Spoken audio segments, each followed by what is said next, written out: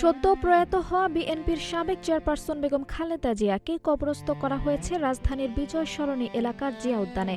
গত ৩০ ডিসেম্বর তার দাফন কাফন সম্পন্ন হলে ৩১ ডিসেম্বর থেকে জনসাধারণের জন্য সেটি উন্মুক্ত করে দেওয়া হয়। দেশের বিভিন্ন জায়গা থেকে আসা লোকজনের উদ্দেশ্য যেন শুধুই একটি সেলফি। মানুষের ভিড় ঠেলে কবরের কাছে আগানোর আপ্রাণ চেষ্টা। দাঁড়াতে পারলেই হাতে উঠে আসে মোবাইল ফোন, চলে বিভিন্ন ভঙ্গিমায় ছবি তোলা। দোয়া করার নামে চলে ফটো সেশন। কেউ বা কাউকে ইশারা দিচ্ছে, আবার কেউ বা নিজেই তুলছে তার নিজের ছবি।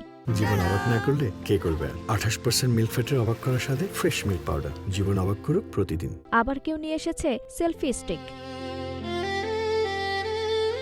কেউ ফুল হাতে নিয়ে ছবি তুলছেন, তো আবার কেউ কবরের দিকে ফু ছুঁড়ে মারছেন। প্রশাসনের কোনো কথাই যেন পাত্তা দেন না। অনেকেই উঠে বসেছেন কবরের পাশের উঁচু জায়গায়। পুলিশ প্রশাসনের কোনো তোয়াক্কাই তারা করছেন না। আঞ্জুম হক আরবি, নাগরিক প্রতিদিন।